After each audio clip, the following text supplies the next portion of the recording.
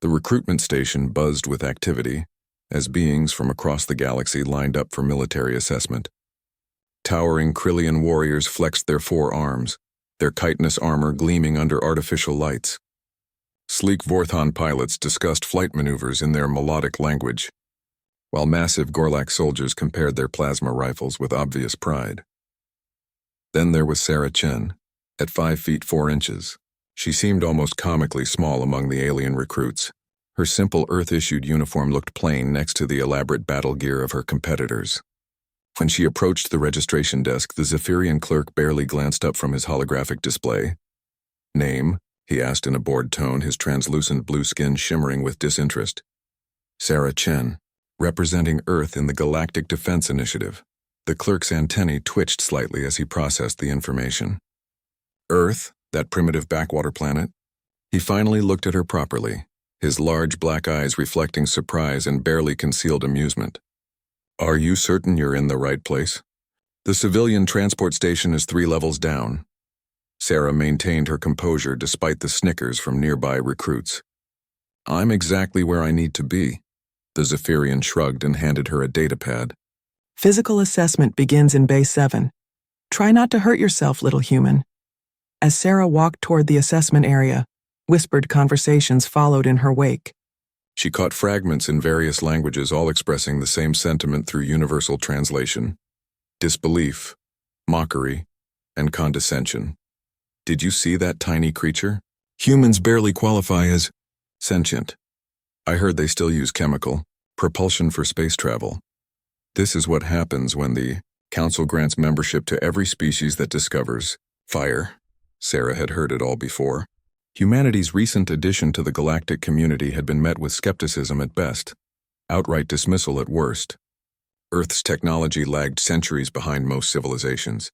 Their military consisted of primitive kinetic weapons, and their exploratory vessels moved at a fraction of light speed, while others bent space itself. Bay 7 housed the physical assessment chamber, a vast arena where recruits demonstrated their combat capabilities. Sarah watched as a Krillian warrior demolished training dummies with devastating efficiency, each strike powerful enough to shatter reinforced steel. The crowd cheered as a Vorthon pilot navigated an impossible obstacle course at speeds that would liquefy most organic beings. When Sarah's name was called, the arena fell silent. She stepped onto the assessment platform, acutely aware of hundreds of eyes watching her every movement. The testing supervisor, a stern-faced Valdorian with metallic skin, consulted his tablet with obvious reluctance. "Standard combat assessment for..." He paused, checking her species classification. "Human specimen. Setting difficulty to minimum safety parameters." The insult was clear and intentional. Even the automated systems assumed she was too fragile for standard testing protocols. The first challenge materialized: 3 combat drones, each programmed with basic attack patterns. They were the kind used to test younglings and newly awakened species. Sarah drew her sidearm, a simple projectile weapon that looked primitive compared to the energy weapons favored by other species. The drones attacked with predictable precision. Sarah moved with fluid grace, her training evident in every step. She didn't simply avoid their attacks, she anticipated them, flowing around laser blasts like water around stones. Her return fire was economical and precise, each shot finding critical components with surgical accuracy. The first drone fell, then the second. The third attempted a more complex attack pattern, but Sarah had already calculated its trajectory. She rolled beneath its energy beam and fired upward, disabling it with a single shot to its power core. The arena remained silent for a long moment. "Acceptable performance," the supervisor grudgingly admitted, though the challenge level was appropriate for her species' limitations. But Sarah noticed something others missed. Several alien observers were no longer smirking. A few had leaned forward in their seats, suddenly interested. She had completed the assessment faster than the previous 3 recruits, despite using supposedly inferior equipment. As she left the platform, Sarah caught the eye of Commander Thane, a legendary Valdorian officer whose tactical brilliance was known throughout the galaxy. He watched her with an expression she couldn't quite read, his metallic features reflecting the arena's lights. The next phase was mental assessment, conducted in individual chambers designed to test strategic thinking and problem-solving under pressure. Sarah was led to a small room containing only a chair and a holographic display. The test began immediately. A complex scenario involving resource management, tactical positioning, and multi-dimensional thinking. The problems were designed for species with enhanced cognitive capabilities, beings who could process multiple variables simultaneously while calculating probability matrices in real time. Sarah approached each challenge methodically, breaking down complex problems into manageable components. What the observers didn't understand was that humans had developed something unique through millennia of evolution: adaptive creativity. Where other species relied on superior processing power or specialized mental abilities, humans had learned to think around problems, to find solutions that weren't immediately obvious. The test presented a scenario where a small fleet faced overwhelming odds against a superior enemy force. Most species would calculate optimal retreat vectors or attempt to negotiate surrender. Sarah studied the variables and designed something entirely different: a strategy that turned the enemy's advantages against them, using their own strength and numbers to create cascading failures in their formation. The testing computer processed her solution for several minutes before displaying results. She had achieved the objective with 97% efficiency, while minimizing casualties to near zero. More importantly, her strategy was completely original, unlike anything in the system's vast database of tactical knowledge. When she emerged from the testing chamber, Sarah noticed a change in atmosphere. The casual dismissal had been replaced by curious whispers and calculating looks. Several alien recruits studied her with new interest, while others seemed to be reassessing their initial judgments. But the real test was yet to come. The final assessment would determine not just individual capabilities, but how well different species could work together in mixed units. It was here that humanity's true nature would either damn them to irrelevance or prove their worth among the stars. Sarah Chen carried more than just her own hopes on her shoulders. She represented an entire species, a young civilization making its first tentative steps into a galaxy that had already written them off as insignificant. But those who underestimated humanity had never experienced the storm that lived within the human spirit, the relentless determination that had carried them from primitive caves to the stars themselves. The real assessment was just beginning. The team assignment ceremony took place in the main assembly hall, a magnificent chamber that could hold thousands of beings from dozens of different species. Holographic displays showed recruit profiles while automated systems calculated optimal team compositions based on complementary abilities and psychological compatibility. Sarah stood among the crowd, watching as elite units formed around the most promising candidates. The Apex Squadron recruited the strongest Krillian warriors, their four-armed frames imposing even in casual stance. The Phantom Wing gathered the fastest Forthan pilots, beings whose reflexes operated at superhuman speeds. The Titan Corps assembled massive Gorlak soldiers whose strength could bend metal with bare hands. When her assignment flashed on the display, Sarah felt a familiar sting of disappointment. Echo Squad. The designation itself suggested they were an afterthought, assigned to handle secondary objectives while the real warriors engaged in primary missions. Her teammates were equally underwhelming by galactic standards. Zix was a Tremari, a species known more for their scholarly pursuits than combat prowess. His pale, elongated frame and oversized cranium marked him as an intellectual rather than a warrior. Kes belonged to the Nythian people, aquatic beings whose technology focused on underwater operations rather than space combat. Her environmental suit hissed softly as it maintained the humid atmosphere she required. Finally, there was Jorik, a young Brennari whose people were recent additions to galactic civilization, barely more advanced than humanity itself. The other squads received their assignments with obvious pride, discussing their upcoming missions with confidence and excitement. Echo Squad's briefing was held in a small side chamber, attended by a junior officer who seemed more interested in his datapad than the team before him. Your assignment is reconnaissance and support for Operation Stellar Crown, Lieutenant Vex announced without looking up. The primary objective involves securing a hegemony research station in the Outer Rim. Your role will be perimeter security and equipment recovery. Sarah noticed what he didn't say. While elite units would engage in direct combat and strategic operations, Echo Squad was being assigned to cleanup duty. They would arrive after the real fighting was done, tasked with menial work that kept them safely away from actual danger. Equipment manifest is on your tablets, Vex continued. Standard issue for secondary operations. Transport to parts in 6 hours. Questions? Nobody spoke. The message was clear. They were being handled with the care reserved for valuable resources, which meant the military considered them expendable rather than valuable. After the briefing, the squad gathered in their assigned quarters, a cramped space designed for beings much smaller than the average galactic citizen. They sat in awkward silence, each processing their disappointing assignment in their own way. Zix was the first to speak, his voice carrying the melodic tones characteristic of his species. I must admit, this is not what I expected when I volunteered for military service.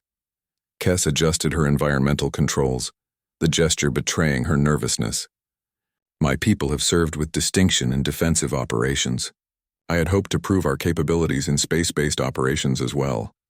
Jorik remained silent, but his clenched fists suggested he shared their frustration. The young Brennari had probably imagined himself fighting alongside legendary warriors, not collecting salvage from abandoned stations. Sarah studied her teammates, seeing past their alien features to the disappointment they all shared. Despite their different backgrounds and physiology, they were united by a common experience, being underestimated, dismissed, and relegated to positions far below their actual capabilities. You know what I think? Sarah said finally. I think they just gave us an opportunity. The others looked at her with expressions ranging from confusion to skepticism. Think about it, she continued.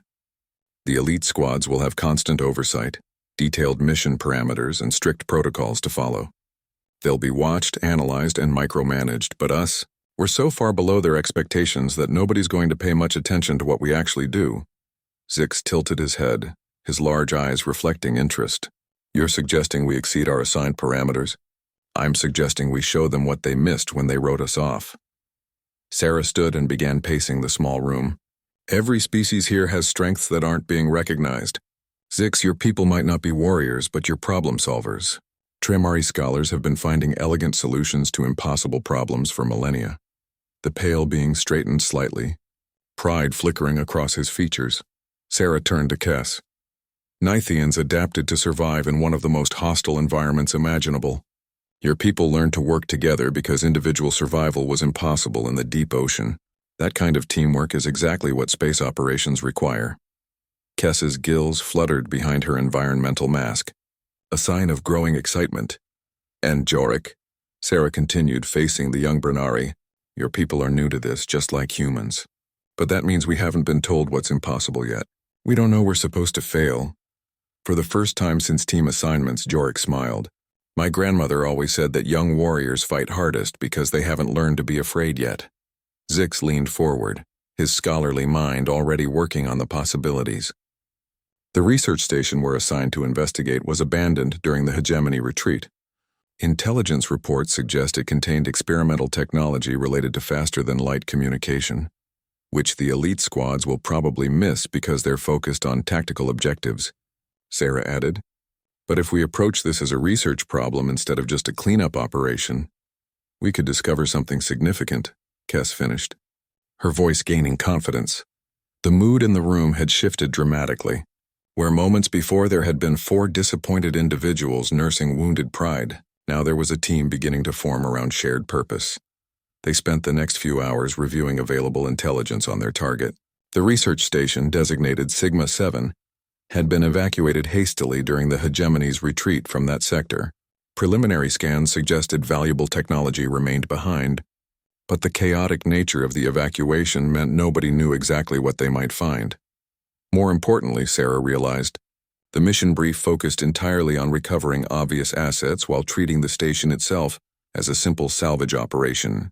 But if Zix was right about the experimental communication technology, they weren't just looking at routine equipment recovery.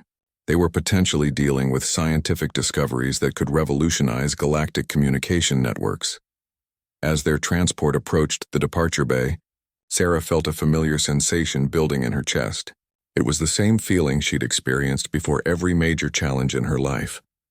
A combination of nervous energy and determined focus that her instructors had recognized during training. One had called it her storm center, the calm intensity that preceded her most effective performances. The other squads were already aboard their sophisticated assault transports, vehicles equipped with advanced weaponry and defensive systems. Echo Squad's transport was a utilitarian cargo hauler designed for freight rather than combat. Its only weapons a pair of defensive turrets intended to discourage pirates rather than engage military targets. As they boarded their modest vessel, Sarah caught sight of Commander Thane observing the departure procedures. The legendary Valdorian officer watched each team board their transports, but his metallic gaze lingered on Echo Squad longer than the others. For a moment, their eyes met across the busy departure bay. Thane's expression was unreadable, but Sarah sensed something in his posture that suggested interest rather than dismissal. Then the loading process resumed, and the moment passed. The transport's engines hummed to life, carrying Echo Squad toward their first mission together. None of them knew they were heading toward a discovery that would fundamentally change how the galaxy viewed their respective species. They only knew they were tired of being underestimated and ready to prove their worth among the stars. The storm was gathering strength. The journey to Sigma 7 took 18 hours through hyperspace, giving Echo Squad time to prepare for their mission. While other teams received detailed tactical briefings and advanced equipment loadouts, they were left largely to their own devices with basic reconnaissance gear and standard-issue weapons. Sarah used the travel time to study everything available about the research station. Built into a large asteroid in an otherwise empty system, Sigma 7 had been designed for maximum secrecy. The hegemony had constructed it far from major shipping lanes, surrounded by sensor-dampening fields that made detection nearly impossible. "The power consumption records are interesting," Zix observed, his pale fingers dancing across holographic displays as he analyzed the station's energy profiles. For a facility supposedly focused on communication research, they were drawing enormous amounts of power, far more than any known FTL communication array would require. Kess studied structural blueprints through her environmental mask, her aquatic heritage giving her unique insights into three-dimensional design. The layout suggests multiple redundant systems, but also something else. These central chambers have reinforcement patterns I recognize from deep ocean pressure vessels. They were containing something that could exert tremendous force. Jorik had been quietly examining weapons manifests and security protocols. The defensive systems were extensive for a research facility. Automated turrets, shield generators, even close-range missile batteries. They weren't just keeping people out. They were prepared for a siege. Sarah synthesized their observations, her mind working to connect seemingly unrelated data points. So we have a research station with massive power requirements, pressure-resistant central chambers, and military-grade defenses. The official records say communication research, but everything suggests they were working on something much more significant. Their transport dropped out of hyperspace at the edge of the target system, and the asteroid housing Sigma 7 appeared on their sensors. The facility looked dead from a distance, its lights extinguished and communication arrays silent. But as they approached, Sarah noticed subtle signs of recent activity. "Those docking bays show wear patterns," she pointed out. "Ships have been here since the official evacuation." Zix confirmed her observation through detailed scans. Residual energy signatures suggest multiple vessels of unknown configuration. "The patterns don't match any hegemony designs in our database." "Pirates?" Jorik suggested, checking his weapon systems. "Possible," Sarah agreed, "but the docking patterns are too organized. Pirates would use the most convenient bays and leave evidence of forced entry. These look more like scheduled visits." They approached the main docking facility carefully, using passive sensors to avoid triggering any remaining automated defenses. The station appeared genuinely abandoned, its corridors dark and its atmosphere recycling systems offline. But Sarah's instincts suggested they weren't alone. Echo Squad docked without incident, their cargo transport fitting easily into a bay designed for much larger vessels. They suited up in standard environment gear, checked their equipment one final time, and entered the station through the main airlock. The corridors were eerily quiet, emergency lighting, casting long shadows between abandoned workstations and empty storage areas. Their footsteps echoed despite efforts to move quietly, the sound carrying through empty passages in ways that made precise location difficult to determine. "Environmental systems are offline, but life support shows recent activation," Kess reported. Her suit's sensors more sensitive to atmospheric conditions than standard equipment. Someone has been maintaining minimal life support in select areas. They moved deeper into the facility, following the main corridor toward the central research sections. Sarah noticed that while most areas showed signs of hasty evacuation, certain laboratories had been systematically stripped of equipment, not randomly looted but carefully emptied according to some predetermined plan. This wasn't panic evacuation, she realized. Someone took time to remove specific items while leaving others behind. Zix examined abandoned workstations with growing excitement. These terminals show research into quantum entanglement networks, but not for communication. The calculations suggest they were attempting to entangle matter across vast distances. Teleportation? Jorik asked, his voice reflecting the awe they all felt. More than that, Zix continued, his pale skin almost glowing with intellectual fervor. These equations suggest they achieved stable matter transmission across galactic distances. Not just information, but actual physical objects. The implications hit them simultaneously. If the hegemony had developed practical teleportation technology, it would revolutionize everything from commerce to warfare. No wonder the station had been so heavily defended, and no wonder someone was making clandestine visits to secure remaining research data. They reached the central research chamber, a massive spherical room reinforced with the kind of materials used in starship hulls. The chamber was empty except for mounting brackets where sophisticated equipment had obviously been installed. But Kessa's keen eyes noticed something others might have missed. There, she pointed to what appeared to be scorch marks on the chamber walls. Those aren't blast damage. They're quantum resonance signatures. Zix practically vibrated with excitement as he examined the markings. Incredible. They actually achieved stable matter transmission. These resonance patterns show successful teleportation of objects up to several tons in mass.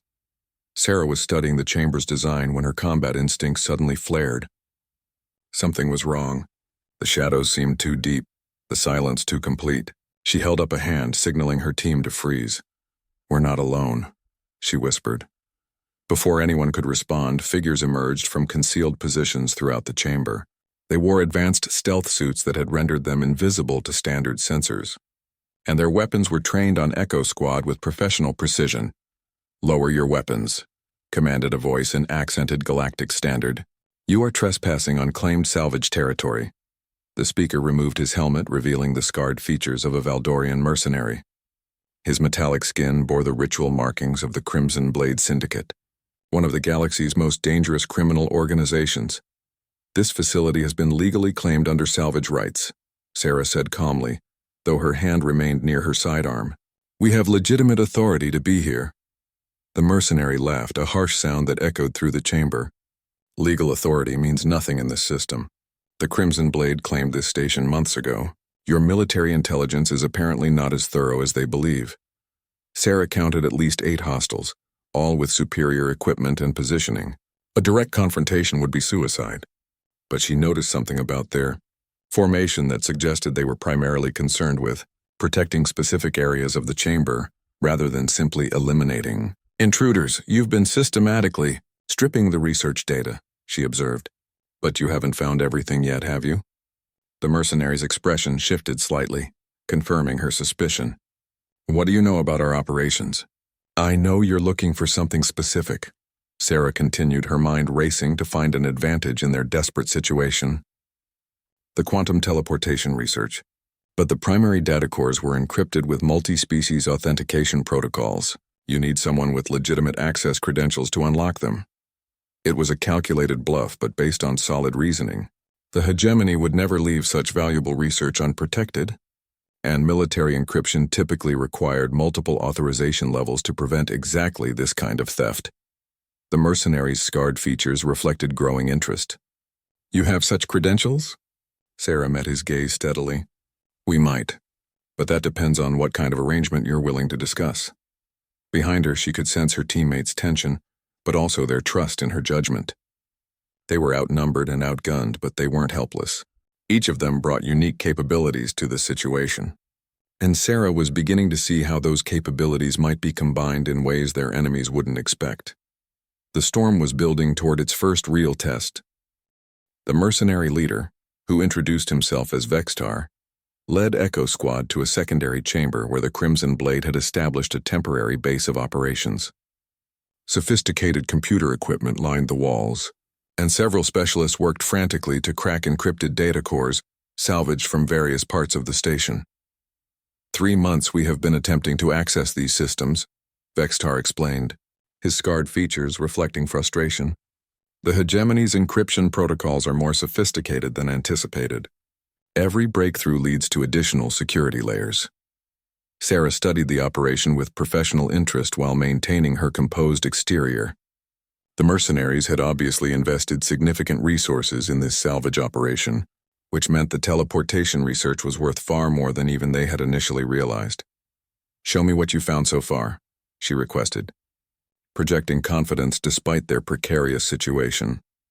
Vextar gestured to his technical specialist, a Catharian with cybernetic implants that interface directly with computer systems. "Demonstrate our progress for our guests." The specialist's implants glowed as he connected to the main terminal. Holographic displays materialized, showing partial data files and incomplete research records. Sarah recognized fragments of theoretical frameworks and experimental results, but the core information remained locked behind multiple encryption barriers. "Impressive work," she acknowledged, though her mind was analyzing weaknesses in their setup. "But you're approaching this from a purely technical perspective. Hegemony encryption isn't just about computational complexity. It incorporates psychological and cultural elements that require deep understanding of their society." This was partially true, though Sarah was also buying time while her team observed their surroundings and gathered intelligence on their captor's capabilities. Zix stepped forward with academic curiosity, his pale features animated by intellectual excitement. "May I examine the quantum resonance data? My specialty is theoretical physics, and I might recognize patterns that conventional decryption methods would miss." Vextar considered the request before nodding to his specialist. Additional displays appeared, showing the complex mathematical frameworks underlying the teleportation research. What happened next surprised everyone, including Sarah. Zix began connecting disparate elements of the research with stunning speed, his enhanced cognitive abilities processing information in ways that impressed even the hardened criminals around them. "Fascinating," he murmured, his long fingers dancing through holographic equations. They weren't just achieving matter transmission. They were creating stable quantum tunnels that could maintain coherence across galactic distances.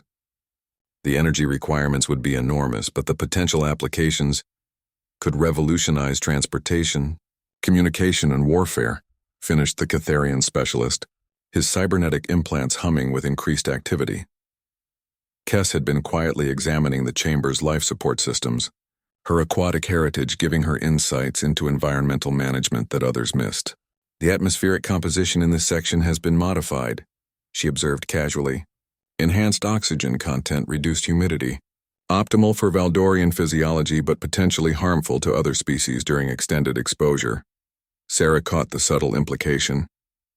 Kess was telling them that their captors were physiologically vulnerable to certain environmental changes, information that could prove valuable if they needed to create a distraction.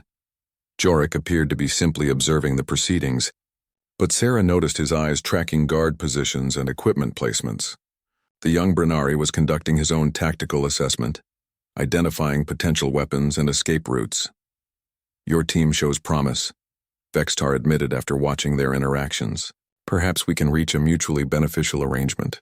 You assist with accessing the research data, and we ensure you receive appropriate compensation for your cooperation." Sarah pretended to consider the offer while her mind worked on escape scenarios. The mercenaries clearly needed their help, which gave Echo Squad some leverage. But they were still outnumbered and surrounded by criminals who wouldn't hesitate to eliminate them once their usefulness ended. "Before we commit to anything," Sarah said carefully, "we need to understand exactly what we're dealing with. Full access to the research data, not just selected fragments." Vextar's scarred features hardened slightly. "You are in no position to make demands." "Actually, we are," Sarah replied with calm confidence. "You've spent 3 months making minimal progress. We've been here 20 minutes and already provided more insights than your entire technical team. If you want results, you need to trust us with complete information." The tension in the chamber increased noticeably. several guards shifting their weapons in response to Sarah's boldness. But Vextar was clearly weighing costs and benefits, his predatory instincts balanced against practical necessity.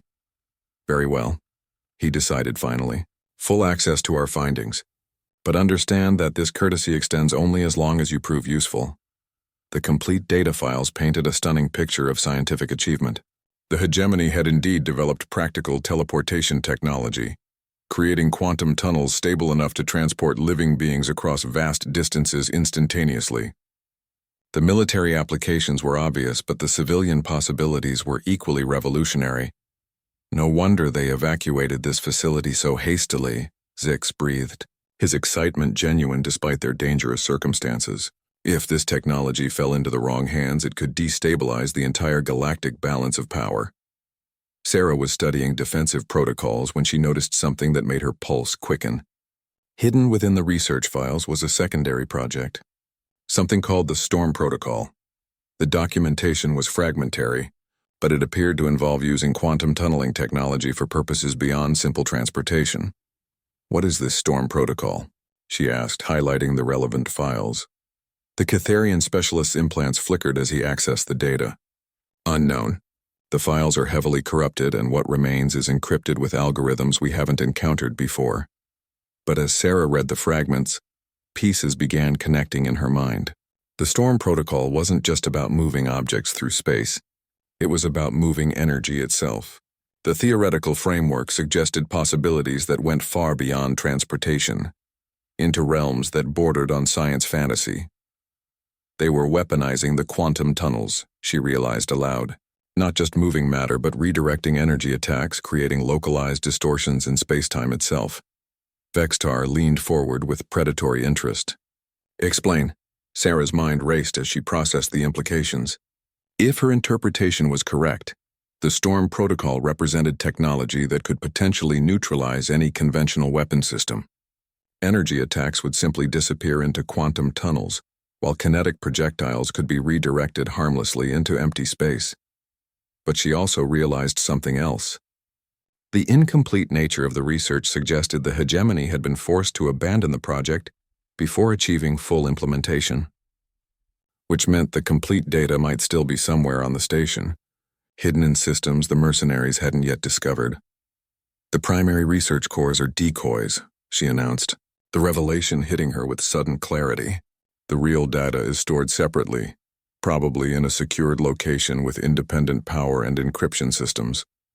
Vexitar's scarred features reflected dangerous skepticism.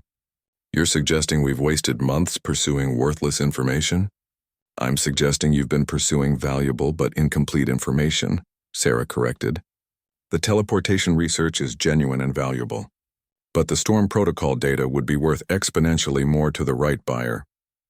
The mercenary leader's metallic skin showed the subtle color changes that indicated intense calculation. Sarah had given him exactly what every criminal craved, the possibility of a much larger score than originally anticipated. But she had also maneuvered him into a position where Echo Squad's expertise became essential rather than merely useful. They weren't just helping with decryption anymore. They were potentially leading the way to the greatest technological discovery in galactic history. The storm was gathering its full strength. The search for the Storm Protocol data required accessing restricted areas of Sigma-7 that the mercenaries had avoided due to their dangerous automated defenses. Vextar assigned 2 guards to accompany Echo Squad, ostensibly for protection, but clearly for surveillance as well. Sarah led the group through service corridors that bypassed main security checkpoints, using architectural analysis to identify the most likely location for a hidden research vault. Her military training and facility assessment proved invaluable as they navigated through areas still protected by active defense systems. The power consumption patterns indicate a heavily shielded Section 3 levels down, Zix reported, consulting the energy flow diagrams he had downloaded. Whatever is down there requires both massive computational resources and complete electromagnetic isolation. They descended through maintenance shafts that provided access to the station's deeper levels. The construction became noticeably more robust as they went deeper, with reinforced bulkheads and redundant security systems that suggested extreme protective measures. Kess studied the environmental controls with growing concern. The atmospheric recycling systems in this section are designed for long-term isolation. Whatever research was conducted here, they expected to be sealed off from the rest of the station for extended periods. The first real obstacle appeared as they approached the restricted section, an automated defense turret that activated the moment they entered its sensor range. Unlike the basic systems they had encountered earlier, this turret showed obvious signs of recent maintenance and upgrades. Crimson Blade modifications, one of their guards confirmed grimly. We lost 3 specialists trying to get past that thing. Sarah studied the turret's positioning and movement patterns, noting how it tracked targets and the timing of its sensor sweeps. It's designed to stop conventional assault approaches, but it has blind spots that suggest the original designers expected legitimate personnel to use specific access routes. She noticed a service conduit that would allow them to approach from an unexpected angle, but reaching it would require precise timing and coordination that their guards clearly lacked. More importantly, it would require trust between team members that had been built through shared experience rather than mere convenience. Jorik and I will create a distraction while Zix and Kess access the manual override, Sarah proposed. The timing has to be perfect and everyone needs to know exactly what they're doing. Vextar's guards immediately objected. Our orders are to maintain direct supervision of all activities. Then your orders will get everyone killed, Sarah replied bluntly. This isn't a standard infiltration scenario. It requires specialized skills and split-second timing that can't accommodate observers. The standoff lasted several tense moments before practical necessity overcame suspicious caution. The guards reluctantly agreed to provide covering fire while Echo Squad executed their plan, though their displeasure was obvious. The assault on the turret proceeded with mechanical precision. Jorik's diversionary movements drew the weapon's attention, while Sarah flanked from the opposite direction. Zix and Kess moved through the service conduit with remarkable coordination, their different physiologies actually complementing each other as they navigated the cramped space. When Kess reached the override panel, her aquatic heritage proved unexpectedly valuable. The controls required manipulation in a 3-dimensional pattern that would have been nearly impossible for most species, but her natural spatial awareness allowed her to complete the sequence in seconds. The turret powered down just as Sarah and Jorik reached its position, their timing so precise that it seemed choreographed. The guards watched with grudging respect as Echo Squad accomplished in minutes what had taken the Crimson Blade casualties and repeated failures. Beyond the turret lay the entrance to the hidden research facility, secured by encryption locks that made their previous challenges seem elementary. But Zix's enhanced cognitive abilities, combined with insights from the partial data they had already accessed, allowed him to identify patterns in the security protocols. The locks use a combination of mathematical sequences and cultural references, he explained as his pale fingers worked through holographic interfaces. Hegemony security designers incorporated elements of their history and philosophy into the encryption algorithms. The inner facility was a revelation that exceeded even their expanded expectations. Multiple laboratories housed experimental equipment that represented the cutting edge of quantum manipulation technology, but the centerpiece was a massive chamber containing what could only be described as a prototype quantum storm generator. Magnificent, breathed Zix, his scientific passion overriding their dangerous circumstances. They actually built a functional prototype. The device dominated the chamber, a crystalline structure surrounded by focusing arrays and power conduits that pulsed with residual energy. Even inactive, it radiated an ominous presence that made the air itself seem to vibrate with potential. Kess approached the control systems with professional caution, her environmental suit's sensors detecting energy patterns that registered as potentially hazardous. The quantum field generators are still partially charged. Whatever this device does, it requires enormous power to maintain stability. Sarah studied the technical documentation while keeping one eye on their increasingly nervous guards. The storm protocol files were finally complete, and the full scope of the project became clear. The hegemony hadn't just developed a weapon. They had created something that could fundamentally alter the nature of space combat itself. It's a quantum disruption field, she realized, her voice reflecting the awe she felt. This device can create localized distortions in spacetime that redirect energy attacks back at their source. Any ship that fires weapons at a target protected by this technology would essentially be shooting itself. Jorik examined the targeting systems with growing excitement. The field can be projected across interstellar distances through the same quantum tunneling principles used for teleportation. A single installation could protect entire star systems from conventional attack. The implications were staggering. Military forces equipped with Storm Protocol technology would be essentially invulnerable to energy weapons, while their own attacks could be redirected through quantum tunnels to strike from impossible angles. Traditional naval tactics would become obsolete overnight, but Sarah also noticed something that made her heart race with possibility. The control systems showed signs of hasty shutdown rather than proper deactivation. The researchers had been forced to abandon their work so quickly that they hadn't followed standard safety protocols. The system is still connected to the station's main power grid, she observed quietly, ensuring her words reached only her teammates. All the primary components are functional and ready for activation. Zix caught her meaning immediately, his pale features reflecting sudden understanding. Theoretical activation time would be approximately 30 minutes, assuming standard startup sequences. Kes studied the environmental controls with new purpose. The chamber's shielding would protect anyone inside during initial field generation, but external areas would experience significant electromagnetic interference. Jorik's tactical mind was already working through possibilities.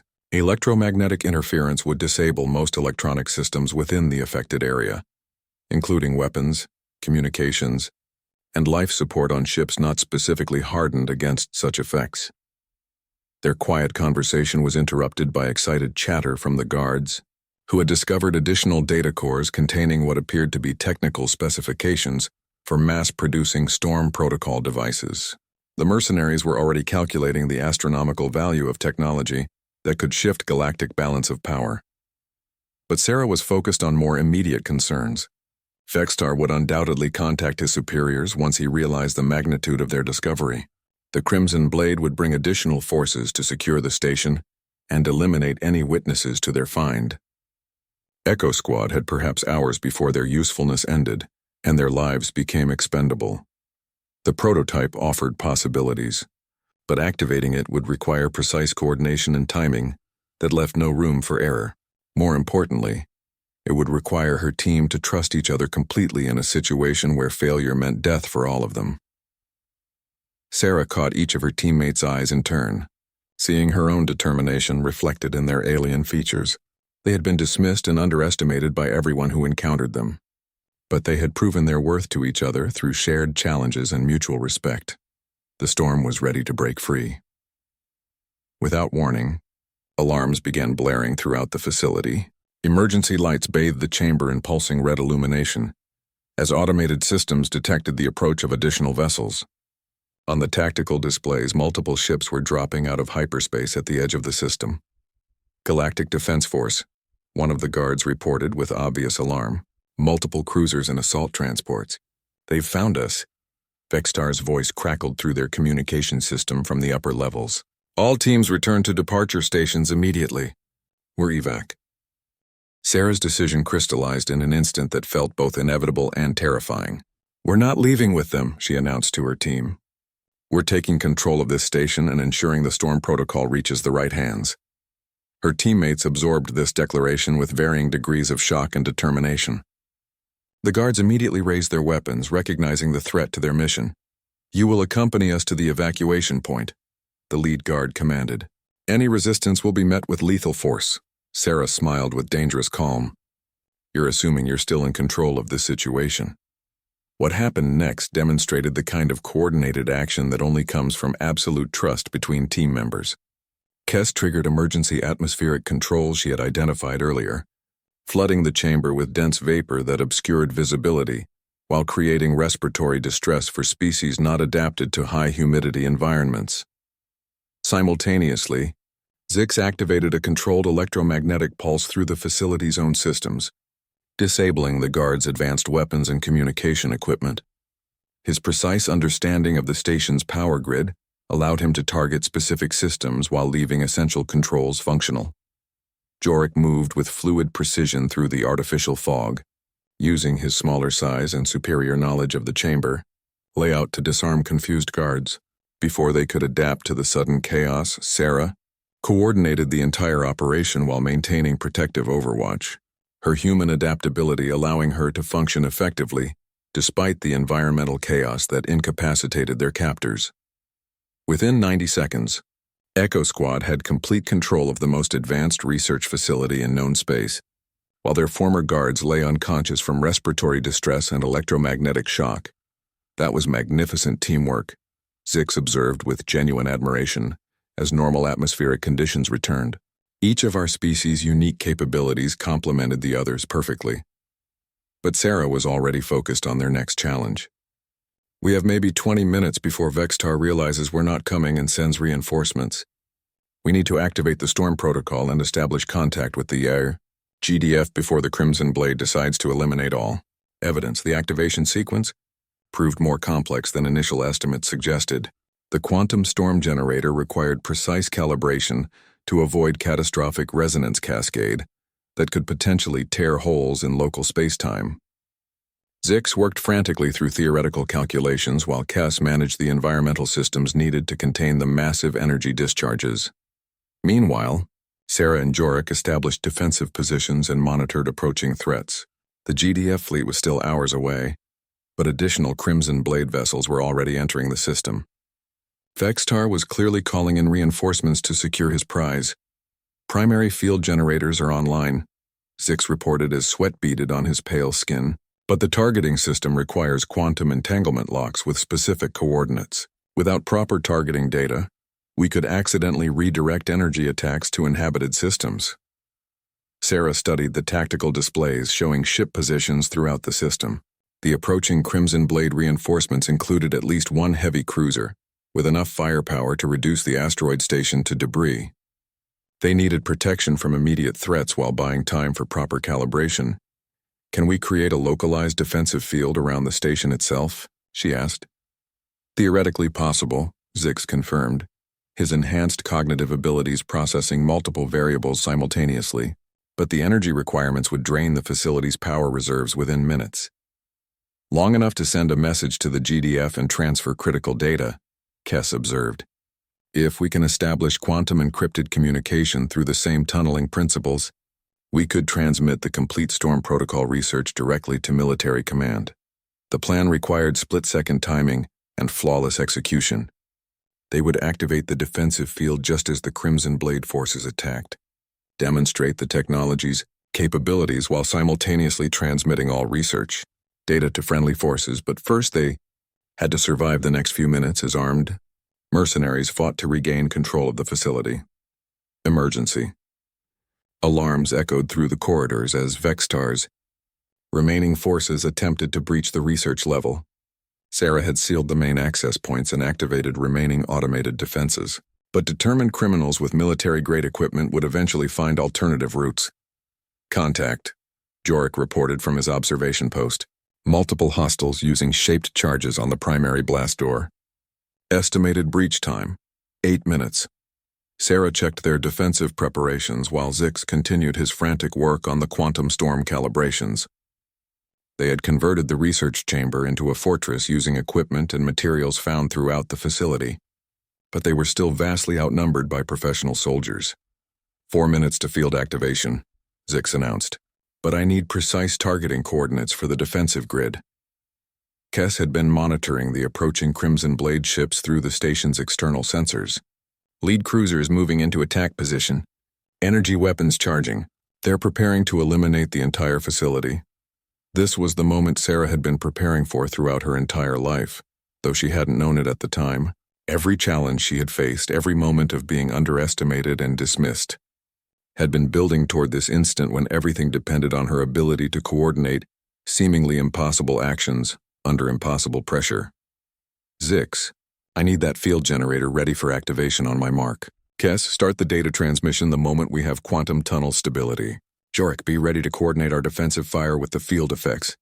The blast door exploded inward as shaped charges tore through reinforced metal.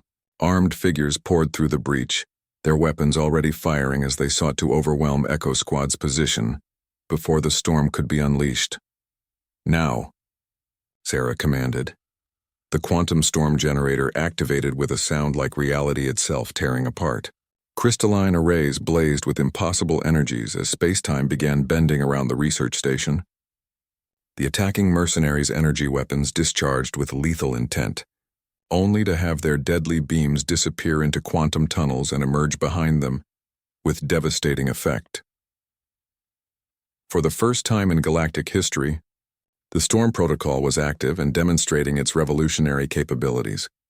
Energy attacks became self-defeating, while the station itself seemed to exist partially outside normal space-time, protected by forces that made conventional warfare obsolete. But the real storm was just beginning to reveal its true power. The quantum storm field expanded beyond the research station, creating a protective bubble that stretched across thousands of kilometers of space. Within this bubble, the fundamental laws of physics operated according to new rules written by human ingenuity and alien expertise working in perfect harmony. The Crimson Blade, cruiser's main weapons, discharged with enough power to vaporize a small moon. Those devastating energy beams struck the quantum field and simply vanished, reappearing moments later as perfectly redirected attacks that overwhelmed the cruiser's own shields. The massive warship found itself under assault by its own weapons, each shot it fired becoming another nail in its coffin. Impossible. Vextar's voice crackled through intercepted communications as his forces watched their most powerful vessel, crippled by its own firepower, fall back to minimum safe distance. All ships, cease fire immediately. But the demonstration was far from over. Kess had successfully established quantum encrypted communication with the approaching GDF fleet, transmitting not just the Storm Protocol research data, but also real-time tactical information about Crimson Blade positions and capabilities. This is Echo Squad to GDF Command. Sarah broadcast across secured channels. We have control of experimental quantum defense technology and are transmitting complete technical specifications. Recommend immediate deployment of specialist teams to secure this facility.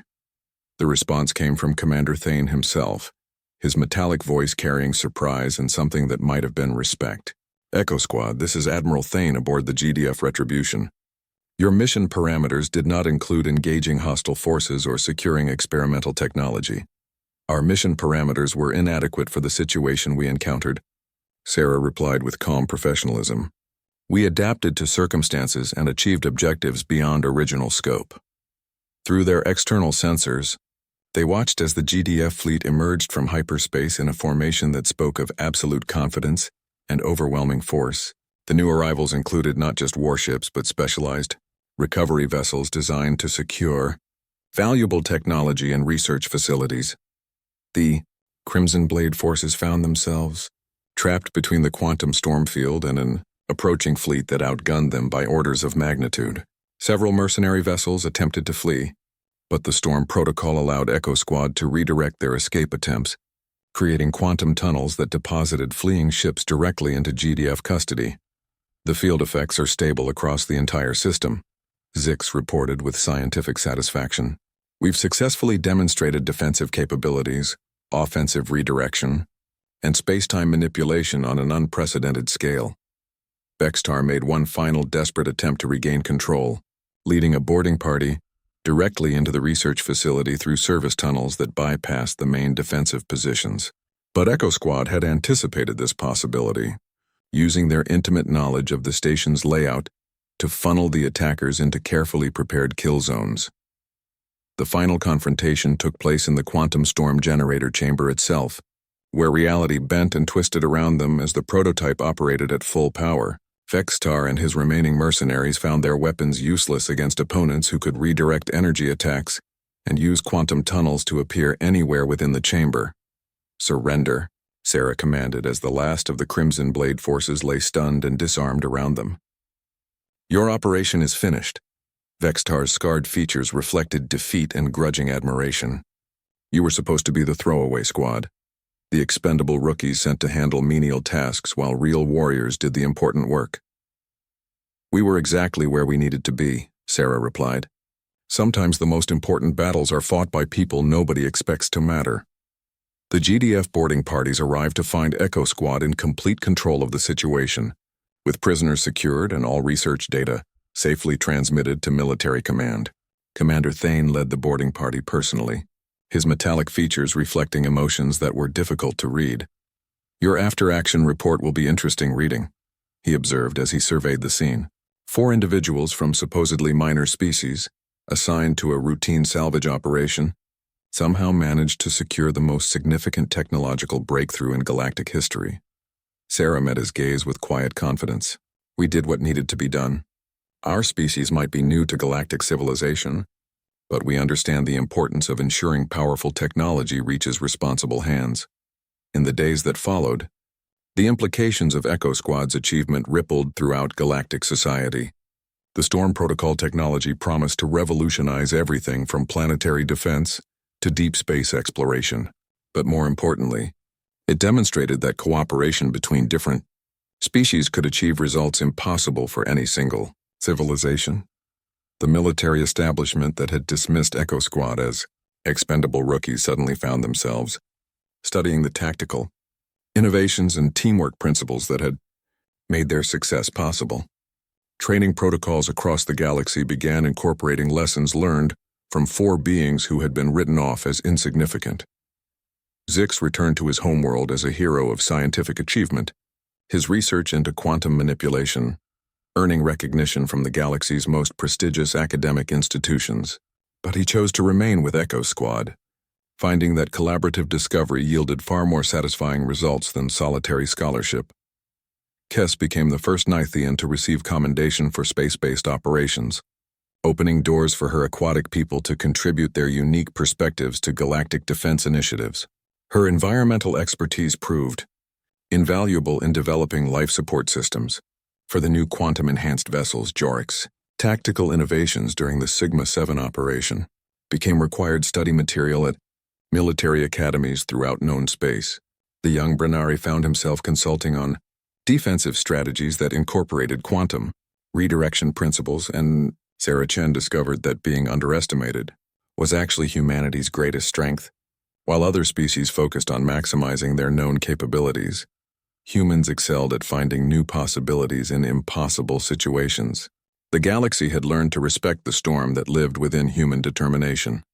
Echo Squad continued operating as a unit, taking on missions that required creative solutions and unconventional thinking. They became the team called when standard approaches failed, when different perspectives were needed to solve seemingly impossible problems. The galaxy had scoffed at their names, dismissing them as representatives of insignificant species sent to handle unimportant tasks. They never realized that they were witnessing the emergence of something new, a form of cooperation that transcended individual limitations and achieved results that redefined what was possible. The storm within had been unleashed, and the galaxy would never be the same. 4 beings who had been written off as expendable had become the architects of a new age, proving that greatness could emerge from the most unexpected places when individuals chose to work together, rather than stand apart. In the end, they had carried the storm within themselves all along. They had simply needed the right moment, the right challenge, and the right companions to let it reshape the universe around them.